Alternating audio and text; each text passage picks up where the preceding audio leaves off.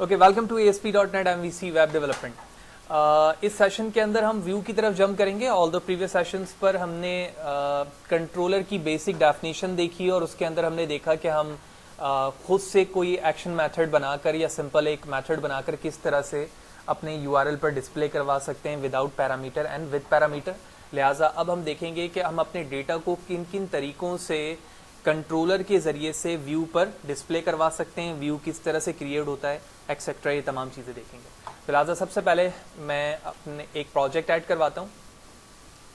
तो हमने C# पर हम काम कर रहे हैं, लिहाजा मैंने वेब को चूज़ किया और उसके बाद हम यहाँ से इसका नाम रख लेते हैं MVC_view और उसके बाद मैंने ओके प्रेस किया। टेम्पलेट को मैं एम्प्टी लूँगा, MVC पर चेक लगाऊंगा, होस्ट की कोई ज़रूरत नहीं है हमें, और उसके बाद हमने ओके प्रेस कर दिया। ओके, तो सबसे पहले प्रोजेक्ट में हम अब एक कंट्रोलर ऐड करवाते हैं। लिहाजा कंट्रोलर पे राइट क्लिक करने के बाद ऐड कंट्रोलर, और आप कोई भी मीनिंगफुल नेम इस कंट्रोलर का रख सकते हैं। मैंने इसका नाम एज यूजुअल होम रखा है और उसके बाद ऐड कर दिया। जैसे ही आप एक कंट्रोलर ऐड करते हैं तो कंट्रोलर ऐड करने के बाद ही आपको एक मेथड मिलता है डिफ़ॉल्ट तौर पर ऐड हुआ जो कि इंडेक्स के नाम से होता है और इसका रिटर्न टाइप होता है एक्शन रिजल्ट।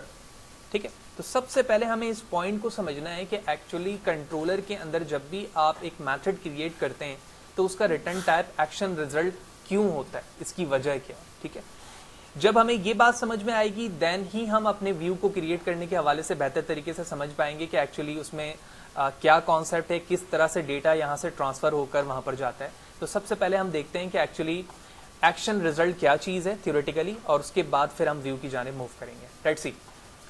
तो डॉक्यूमेंट में बताया जा रहा है कि an action result is a return type of a controller method. यानी आप जब कंट्रोलर के अंदर एक मेथड बनाते हो तो एक्शन रिजल्ट उसका एक रिटर्न टाइप है, also called an action method, and service as a base class for result classes. यानी ये बेस क्लास है किसका, रिजल्ट क्लास का।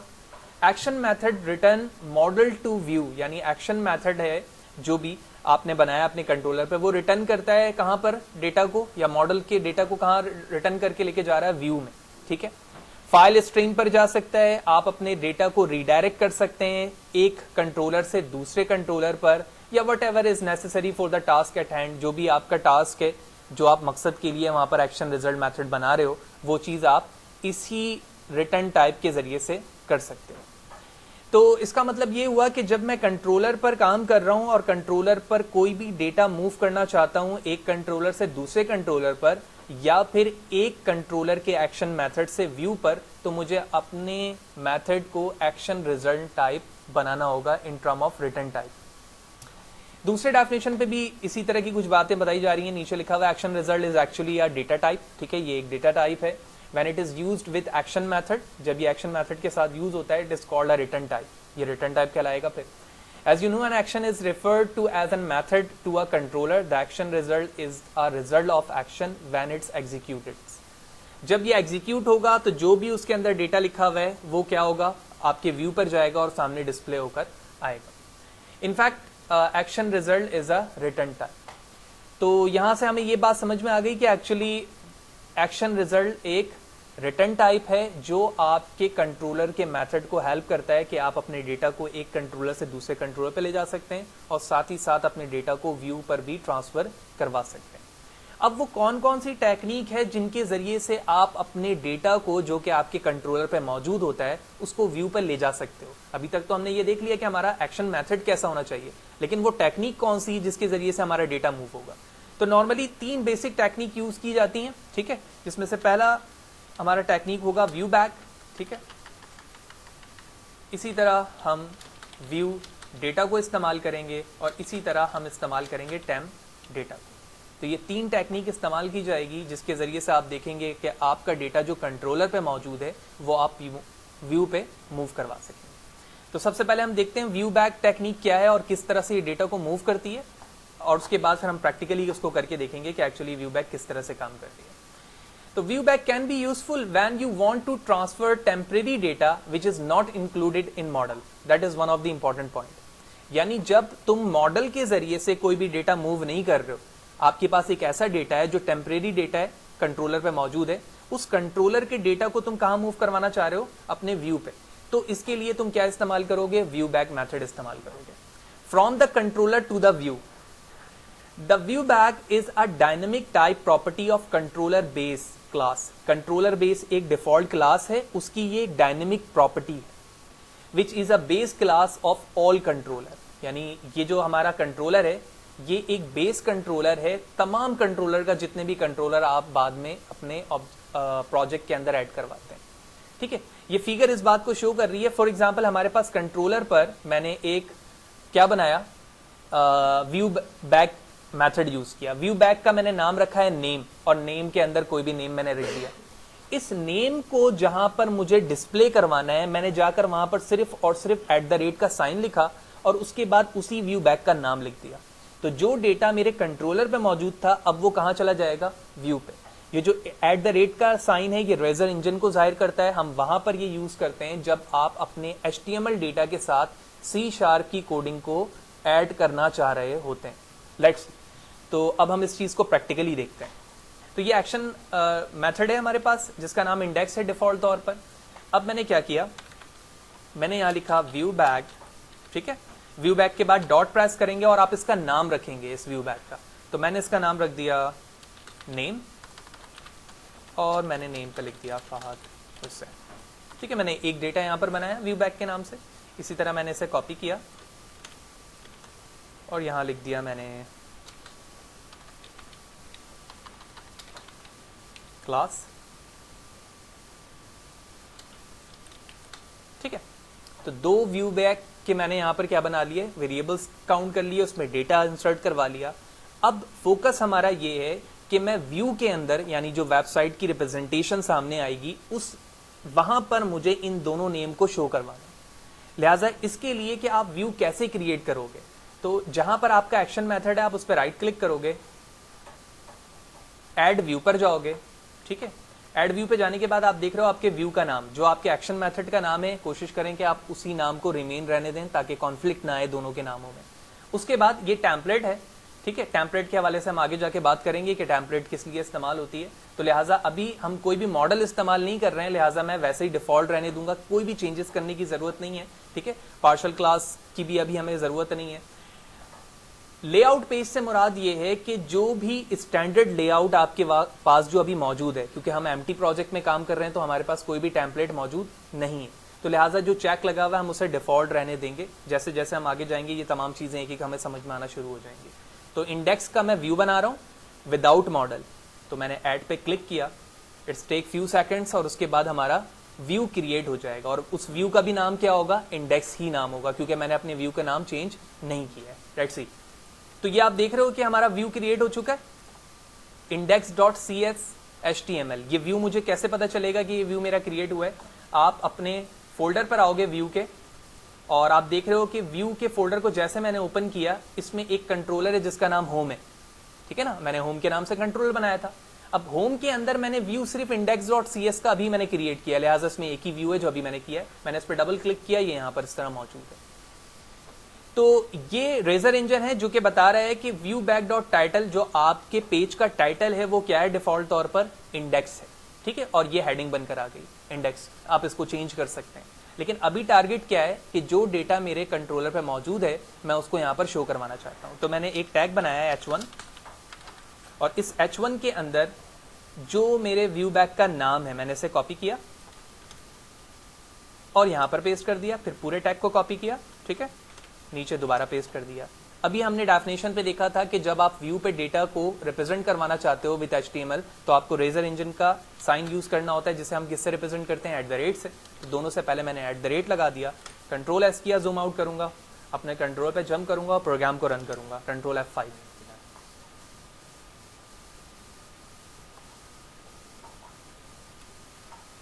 तो सबसे पहले हमारे कंट्रोलर का नाम होगा।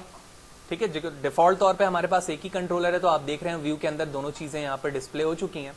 और अगर मैं कंट्रोलर के नाम लिखने के बाद अपने एक्शन मेथड का नाम लिखूंगा तो भी हमारा डेटा देख लो दोनों तरफ सेम है, क्योंकि मैंने कॉपी पेस्ट कोड को किया था। अब चेंज करने की दोबारा कोशिश करता हूँ, क्योंकि मैंने व्यू पर चेंज नहीं किया है, तो मैं इसे नेम रहने देता हूँ और इसे कर लेता हूँ दूसरा नेम जो हमारे पास था, क्लास। तो मैंने इसे चेंज किया, कंट्रोल एस किया, पेज को रिफ्रेश किया और आप देख रहे हो कि हमारा डेटा यहाँ पर चेंज हो चुका है। तो सबसे पहले मेथड पे हमने ये चीज़ समझ ली कि एक्चुअली व्यू बैक जो है वो एक टैग बेस नेम बेस काम कर रहा है। मैंने उसका नाम रखा और उसमें जो भी वेरिएबल में डेटा आप जैसे स्टोर करवाते हो उसी तरह व्यू बैक में आपने स्टोर करवाया। इसके जरिए से आप अपने डेटा को कंट्रोलर से व्यू पे जंप करवा सकते हैं। लिहाजा इस चीज़ को मजीद कॉम्प्लेक्स करके देखते हैं कि मल्टीपल लिस्ट की वैल्यू को हम कैसे मूव करवा सकते हैं। यहाँ से हमें कॉन्सेप्ट तो समझ में आ गया। लिहाजा मैं इससे कमेंट करता हूँ और कमेंट करने के बाद हम यहाँ पर एक लिस्ट बनाते हैं स्ट्रिंग टाइप की। तो मैंने लिखा लिस्ट ऑफ स्ट्रिंग और मैंने इसका नाम रख दिया st equal to new list of string curly bracket open close. ठीक है, तो मैंने एक लिस्ट बनाया st के नाम से। इसके अंदर मैं कुछ डिफरेंट वैल्यूज स्टोर करना चाह रहा हूँ। तो मैंने कुछ वैल्यू स्टोर कर दी, फहद कॉमा, क्योंकि स्ट्रिंग टाइप है लिहाजा मैं बार बार इन्वर्टेड कॉमा यहाँ पर यूज़ कर रहा हूँ। इसी तरह मैंने लिख दिया अली और राशिद एंड सो ऑन, जितने नेम तुम बताना चाहते हो तुम कर सकते हो। सेमी कॉलन से मैंने इसको यहाँ पर क्या कर लिया, टर्मिनेट कर लिया।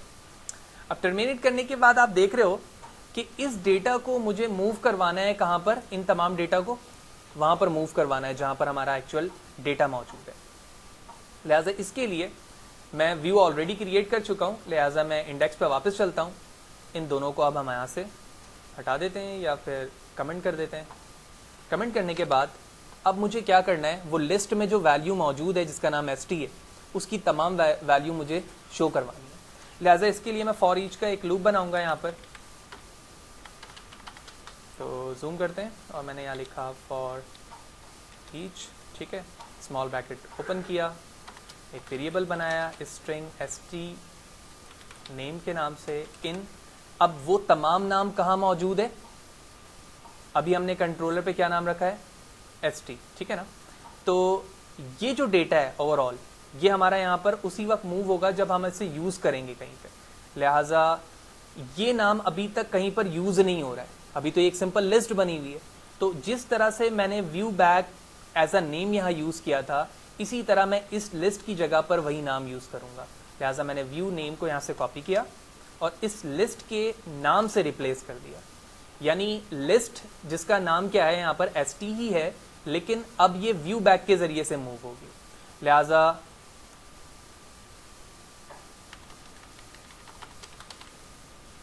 व्यू बैक डॉट नेम्स, ठीक है, और st इसका नाम है। तो जैसे ही हमने रिप्लेस किया है तो अब हमें इस नाम की भी ज़रूरत नहीं है, क्योंकि जाहिर सी बात है पहले लिस्ट को मैंने ऑब्जेक्ट में क्रिएट करके उसका नाम st रखा था। तो अब st की जगह मैंने अपने पूरे लिस्ट का नाम यहाँ पर क्या चूज़ कर लिया, व्यू बैक डॉट नेम्स।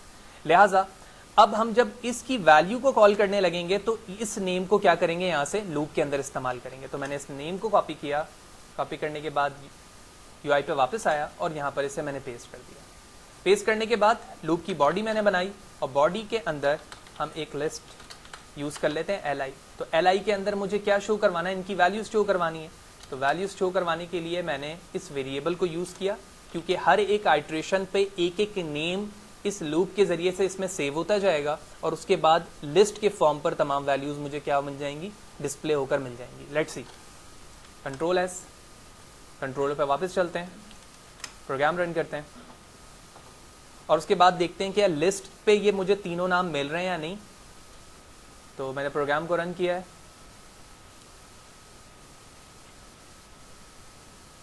तो आप देख रहे हो कि लिस्ट में वो तीनों नाम यहाँ पर आ चुके हैं।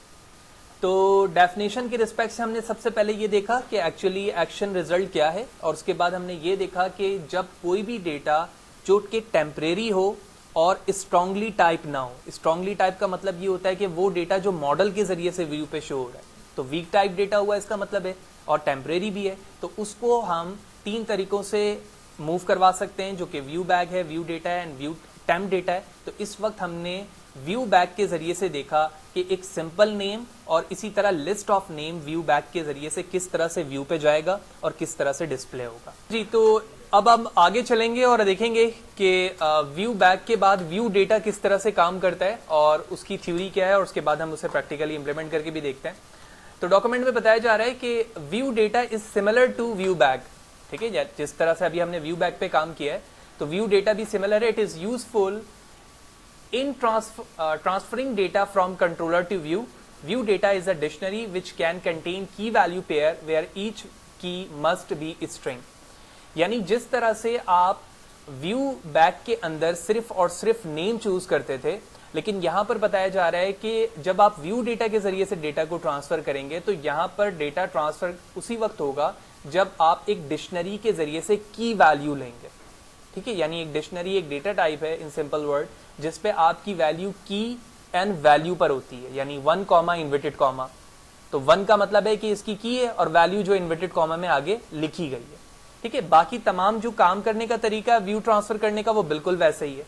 तो आप यहां देख रहे हो कि व्यू डेटा लार्ज ब्रैकेट के अंदर क्या लिखा हुआ है, इन्वर्टेड कॉमा नेम, तो ये इसकी की हो गई, और जो आगे बिल लिखा हुआ है वो उसकी वैल्यू हो गई. लेट्स सी, प्रैक्टिकली देखते हैं. तो मैं सेम लॉजिक को यूज करूंगा. लिहाजा आप देख रहे हो कि इंडेक्स के नाम से यहां मेथड बना हुआ था, मैंने पूरे मेथड को कॉपी किया. ठीक है, जूम करते हैं, और यहां पर मैंने इसे पेस्ट कर दिया. जहां पर इंडेक्स लिखा हुआ है मैं इंडेक्स के नाम के साथ लिखता हूं व्यू बैक. ठीक है, not view back, it's view data. तो इस चीज को, अब इस कोड को हम थोड़ी देर के लिए क्या कर देते हैं, कमेंट कर देते हैं, क्योंकि अभी हम इसे यूज करेंगे. तो ये व्यू बैक के लिए, तो मैंने यहां लिखा view data, large bracket open close करेंगे. ठीक है, और जैसे ही मैं इस पे होवर करता हूं तो आप देख रहे हो कि आर्गुमेंट मिसिंग है. तो इसका मतलब ये है कि यहां पर मुझे क्या बताने की जरूरत है, की. तो मैंने की पे कहा इन्वर्टेड कॉमा नेम. ठीक है, और अब जब मैं इस पे होवर करता हूं तो आप देख रहे हो व्यू डेटा डिक्शनरी, और ये किस क्लास से बेस करती है, कंट्रोलर बेस क्लास से, और गेट एंड सेट मेथड को ये यूज कर रही है, यानी प्रॉपर्टी के. सेम लॉजिक को मैंने यहां से, ये जो नेम के लिए था मैंने इसे कॉपी किया, कॉपी करने के बाद यहां पर पेस्ट किया, और की को अब हम क्या कर देंगे, क्लास कर देंगे. ठीक है, बाकी तमाम चीजें वैसी ही हैं. व्यू रिटर्न यहां पर कमेंट हो चुका है, लिहाजा इसको मैंने अनकमेंट किया ताकि व्यू हमारा रिप्रेजेंट हो. अब हमें क्या करना है, इंडेक्स व्यू डेटा के लिए एक व्यू क्रिएट करना है. राइट क्लिक किया, राइट क्लिक करने के बाद ऐड व्यू, कोई चेंजेस नहीं करेंगे इसके अंदर. ऐड पर क्लिक किया, और आप देख रहे हो कि जिस तरह से हमारे इंडेक्स का व्यू आया था वैसे ही इसका व्यू आया है. लिहाजा मैंने इस h2 के टैग को कॉपी पेस्ट किया. कॉपी पेस्ट करने के बाद दोनों नेम को हम यहां से क्या कर लेंगे, कॉपी कर लेंगे. तो जिस तरह ये नेम है तो मैंने नेम को कॉपी किया और इसके अंदर रिप्लेस किया, और यहां पर भी करूंगा, लेकिन इसको क्या कर दूंगा अब मैं, क्लास.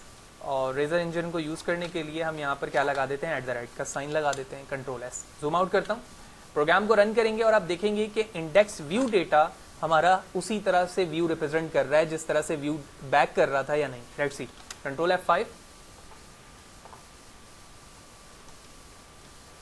तो ये डिफॉल्ट कंट्रोलर चल रहा है हमारा. तो सबसे पहले हम अपने कंट्रोलर के उस एक्शन मेथड पे जंप करेंगे जहां पर मैंने अभी चेंजेस किए हैं, जिसका नाम क्या था, इंडेक्स व्यू डेटा. मैंने क्लिक किया और आप देख रहे हैं कि सक्सेसफुली व्यू डेटा के जरिए भी हमारा डेटा यहाँ पर डिस्प्ले हो चुका है. लिहाजा बैक टू कंट्रोलर. और उसके बाद हमारी सेकंड लॉजिक क्या थी कि हम इसे कमेंट करने के बाद क्या कर रहे थे, लिस्ट के जरिए से डेटा को मूव करवा रहे थे.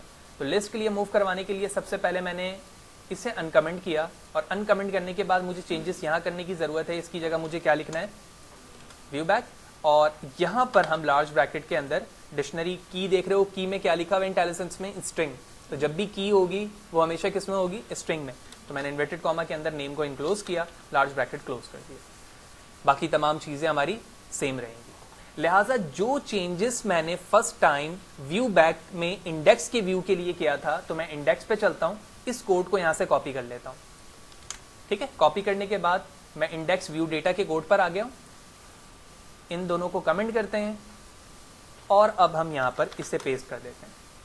अब यहां पर क्या लिखा हुआ है, व्यू बैक. तो व्यू बैक की जगह मुझे क्या लिखने की जरूरत है, व्यू डेटा.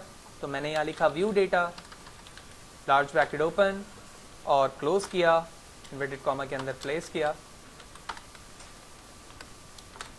ठीक है, लेकिन जैसे ही आपने ये काम किया और आप इस पे होवर करते हो तो ये कह रहा है for each statement can not operate on variables of type object because object doesn't contain a public definition of get enumerator. यानी जब आप व्यू बैक के जरिए से डेटा को हैंडल कर रहे थे तो वहां पर ये कोई ऑब्जेक्ट टाइप डेफिनेशन का कोई एरर नहीं था, क्योंकि वहां पर जो भी वैल्यू आ रही थी वो स्ट्रिंग टाइप पर डायरेक्टली जंप कर रही थी। जब आप लूपिंग के जरिए से व्यू डेटा पर वैल्यू को मूव करवाने लगते हो तो आपको अपने व्यू डेटा को क्या करना होता है, कास्टिंग करना होता है विथ रिस्पेक्ट टू स्ट्रिंग। तो इस कास्टिंग के लिए मैं क्या करूंगा, यहां पर आऊंगा, ठीक है, और यहां लिखूंगा मैं लिस्ट ऑफ स्ट्रिंग। तो जैसे ही मैंने कास्टिंग की किसके साथ, लिस्ट ऑफ स्ट्रिंग के साथ, तो वो एरर जो व्यू डेटा के साथ यहां पर आ रहा था वो यहां से चला गया। लिहाजा उसके बाद मैंने कंट्रोल एस किया, प्रोग्राम को दोबारा रन करता हूं, और रन करने के बाद मैं उसी यूआरएल पे जाकर पेज को रिफ्रेश करके देखूंगा कि अब हमारे नाम लिस्ट के साथ वैसे आ रहे हैं या नहीं आ रहे हैं। तो इस पेज पे गया, मैंने एंटर प्रेस किया एंड लेट्स सी।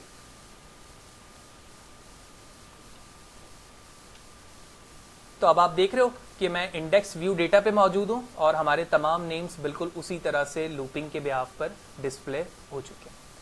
तो दोनों ही का मकसद क्या है हमारे पास, कि हम अपने डेटा को क्या करवाना चाह रहे हैं, कंट्रोलर से मूव करके कहां पर लाना चाह रहे हैं, व्यू पर लाना चाह रहे हैं। और व्यू पर लाने के बाद हमने उन दोनों को डिस्प्ले करके भी दिखाया। सबसे पहले हमने एक सिंगल व्यू डेटा के अंदर वैल्यू को स्टोर करके दिखाई, और उसके बाद एक लूपिंग के जरिए से एक लिस्ट बनाकर भी देखी कि इसकी वैल्यू को हम किस तरह से व्यू पर मूव करवा सकते हैं।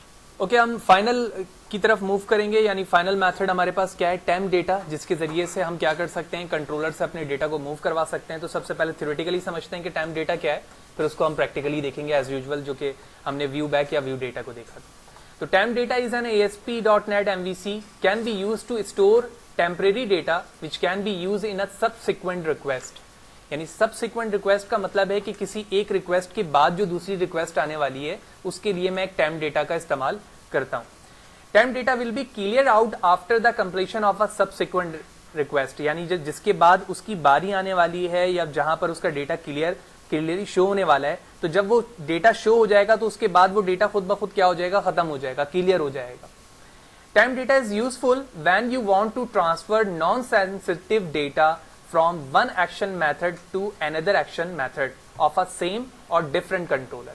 यानी फॉर एग्जाम्पल एक एक्शन मेथड से तुम दूसरे एक्शन मेथड में डेटा को ट्रांसफर कर रहे हो, या इसी तरह एक एक्शन मेथड पे जो यहां पर आप मौजूद हैं उसके डेटा को दूसरे एक्शन मेथड, लेकिन वो दूसरे कंट्रोलर पे मौजूद है, तो भी आप उसके लिए इस्तेमाल कर सकते हैं। एज वेल एज रीडायरेक्ट, यानी साथ ही साथ आप ट्रांसफर भी कर सकते हैं और उस डेटा को रीडायरेक्ट भी कर सकते हैं। अभी हम लास्ट में देखेंगे ये रीडायरेक्ट का कॉन्सेप्ट क्या है। It is dictionary type which is drive from the temp data dictionary, यानी जिस तरह से हमारे पास व्यू डेटा एक डिक्शनरी टाइप था, इसी तरह टेम्प डेटा भी हमारे पास क्या है, डिक्शनरी टाइप डेटा है, यानी इसके अंदर की वैल्यू डेटा फॉर्म में सेव होगी। Let's see. तो मैं अपने कंट्रोलर पर चलता हूं, सेम कंट्रोलर लॉजिक जो कि हमने प्रीवियस एग्जाम्पल में इस्तेमाल की है, जिसका नाम इंडेक्स व्यू डेटा है। मैं पूरे एक्शन मेथड को कॉपी करता हूं, मैंने नीचे पेस्ट किया, पेस्ट करने के बाद जहां पर लिखा हुआ है व्यू डेटा, इसका नाम रख दिया मैंने टेम्प डेटा। इस डेटा यानी लिस्ट को हम कमेंट करते हैं और इसे कर देते हैं अनकमेंट। तो अनकमेंट करने के बाद आप देख रहे हो कि यहां पर सिर्फ मुझे चेंज करने की क्या जरूरत है, टेम्प डेटा लिखने की जरूरत है। तो मैंने लिख दिया टेम्प डेटा और यहां पे भी टेम्प डेटा लिख दिया, क्योंकि अभी हमने डेफिनेशन पे देखा कि डिक्शनरी की वैल्यू बेस काम करती है, जैसे कि व्यू डेटा कर रहा था, तो लिहाजा मुझे यहां पर चेंजेस करने की जरूरत नहीं। जब चेंजेस की जरूरत नहीं है तो डायरेक्टली मैं क्या करूंगा, यहां से एक व्यू क्रिएट करूंगा, चेंजेस नहीं करते हैं, ठीक है। डायरेक्टली मैंने क्लिक किया और आप देख रहे हैं कि हमारा व्यू क्रिएट हो चुका है। जब व्यू क्रिएट हो चुका है तो मैं डायरेक्टली जंप करके उन दोनों नेम को कॉपी कर लूंगा जो कि यहाँ पर मौजूद है। तो टेम्प डेटा नेम मैंने यहाँ पर पेस्ट किया, @sign h1 tag open and close, ठीक है। सिमिलरली इस पूरी लाइन को मैंने कॉपी किया, नीचे पेस्ट किया और यहाँ पर लिख दिया मैंने क्लास। कंट्रोल एस करूंगा, कंट्रोल पे वापस आऊंगा, अपने एक्शन मेथड को मैंने कॉपी किया, जूम आउट करा, प्रोग्राम रन किया और अब मैं कंट्रोलर के नेम के बाद क्या लिखूंगा, इंडेक्स टेम्प्ड डेटा, यानी इस कंट्रोलर के जरिए से मैं वैल्यू को डिस्प्ले करवाने वाला हूँ। लिहाजा जहां पर मैंने लिखा हुआ इंडेक्स व्यू डेटा, मैंने यहाँ पर सेव किया, रिप्लेस किया इंडेक्स टेम्प डेटा से, एंटर प्रेस किया एंड लेट्स सी। आप देख रहे हैं कि बिल्कुल एज यूजुअल हमारा वो दोनों डेटा यहाँ पर प्रिंट हो चुका है। लिहाजा अब इन दोनों को दोबारा से मैं कमेंट करूंगा, ठीक है, और कमेंट करने के बाद हम इस फॉर्म में भी एज यूजुअल डेटा को ट्रांसफर वैसे ही कर सकते हैं। अब मैं क्या करता हूं, रीडायरेक्ट के हवाले से हम बात करते हैं कि एक्चुअली जो डेफिनेशन पे बताया जा रहा था कि एक्चुअली डेटा किस तरह से रीडायरेक्ट हो सकता है, उसे हम देखते हैं। देखो मैंने यहां पर एक एक्शन मेथड बनाया हुआ है, ये ना, और इसके अंदर ये अभी कॉन्सेप्ट काम कर रहा था जिसके जरिए से तुमने देखा कि वैल्यू किस तरह से डिस्प्ले हो रही थी। और मैं व्यू रिटर्न कहां पर करा रहा हूं अपने रिजल्ट को, व्यू पे। किसके व्यू पे, जिसका व्यू मैंने यहां पर क्रिएट किया है। लेकिन अब मैं ये चाहता हूं कि जब यूजर इस एक्शन मेथड पर आए तो वो रिटर्न कर जाए उस एक्शन मेथड पर जो मैं यहां पर लिख रहा हूं। तो मैंने लिखा रीडायरेक्ट टू एक्शन, और यहां पर मैंने एक एक्शन लिखा अबाउट। सही। तो मैंने कहा कि जब कोई भी यूजर इसको हैंडल करेगा तो वो खुद ब खुद कहां पर चले जाएगा, अबाउट पर, ठीक है ना। अब अबाउट क्या है, अबाउट एक और एक्शन मेथड है। तो मैंने यहां पे कॉपी पेस्ट किया, इसकी बॉडी बना दी, और बॉडी बनाने के बाद मैंने यहां लिख दिया रिटर्न व्यू, और इसका नाम रख दिया मैंने अबाउट, ठीक है। तो इस वक्त मैं टेम्प्ड डेटा के जरिए से क्या कर रहा हूं, एक एक्शन मेथड के अंदर मौजूद टेम्प्ड डेटा को यहां पे प्रिंट करवाने के बजाय अबाउट के अंदर प्रिंट करवाना चाह रहा हूं। लिहाजा इसके लिए मैंने यहां पर क्या लिखा है, रीडायरेक्ट टू एक्शन। किस एक्शन मेथड पे रीडायरेक्ट हो जाओ, जिसका नाम क्या है, अबाउट। अब मैं अबाउट का व्यू क्रिएट करता हूं, ठीक है। अबाउट का व्यू मैंने क्रिएट किया, और क्रिएट करने के बाद जो डेटा हमारा इंडेक्स टेम्प डेटा पे लिखा हुआ था ना, मैंने इसे किया कॉपी और यहां पर पेस्ट कर दिया।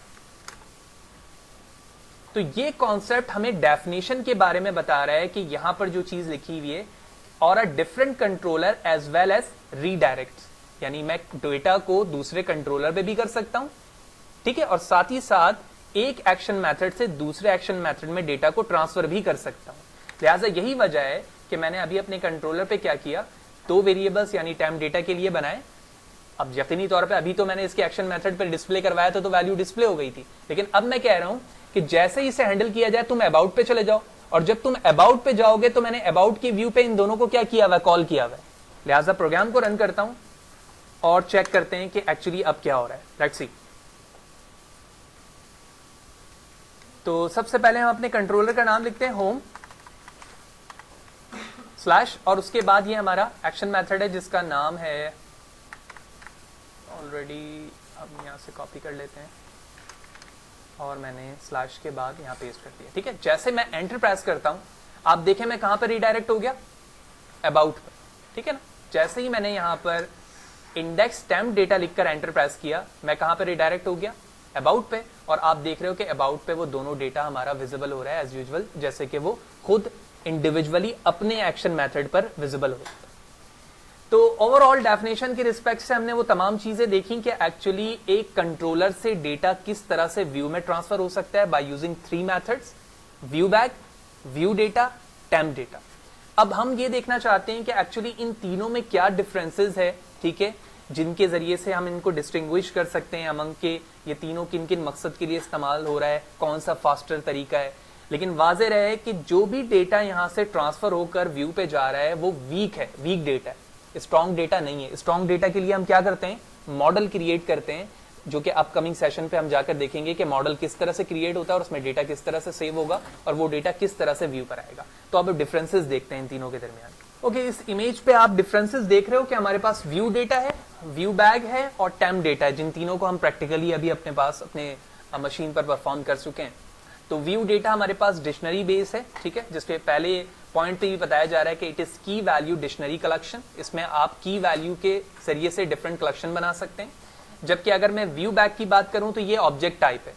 यही वजह है कि हम जब इसको फॉर ईच लूप के जरिए से हैंडल कर रहे थे तो हमें वहां पे कास्टिंग की जरूरत नहीं पड़ी थी। जबकि अगर मैं डिक्शनरी टेम्प डेटा की बात करूं तो ये भी की वैल्यू डिक्शनरी है as like view data.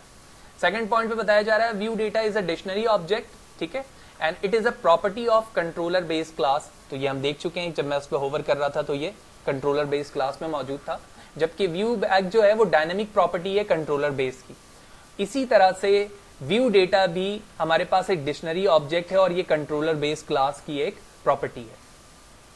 View data is faster than view back, यानी जहां पर हमने फर्स्ट टाइम डिक्शनरी बेस काम शुरू किया तो वो चीज क्या है, फास्टर है किससे, व्यू बैक से। यानी व्यू बैक के अंदर आप डॉट लिखकर नेम्स लिख रहे थे, जबकि व्यू डेटा के अंदर आप लार्ज ब्रैकेट के अंदर की वैल्यू पास करते हैं। यही वजह है कि वो फास्टर है देन व्यू बैक से।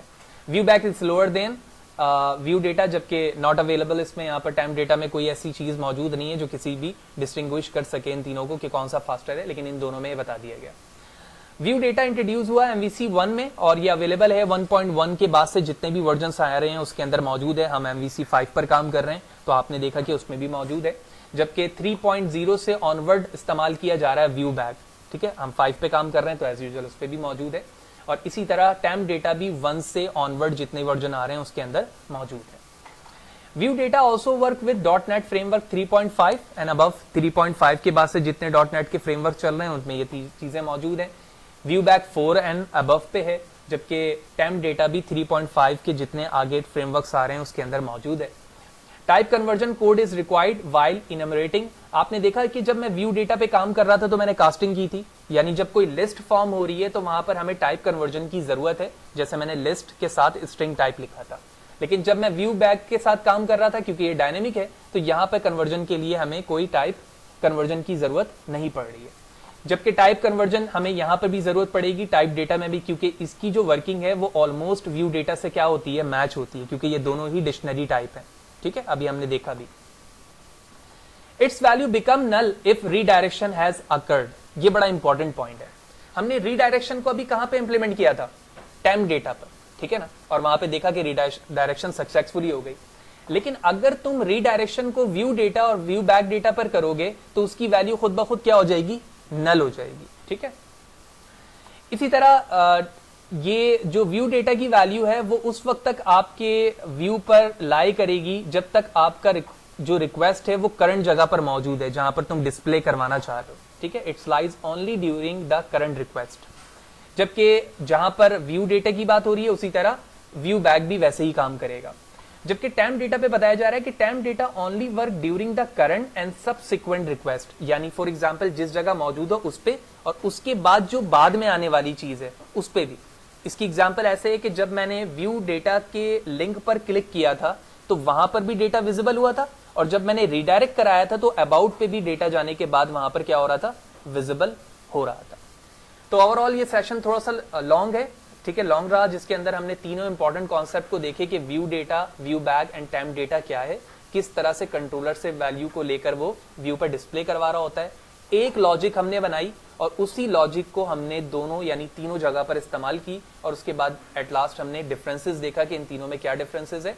ऑल्दो तीनों ही एक मकसद के लिए इस्तेमाल हो रहा है कि आप अपने कंट्रोलर से अपने डेटा को मूव करके कहां लेके जा रहे हो, व्यू पे, बशर्त ये डेटा वीक टाइप है। स्ट्रॉन्ग टाइप के लिए हम क्या इस्तेमाल करेंगे, मॉडल, जो कि नेक्स्ट सेशन पे हम देखेंगे।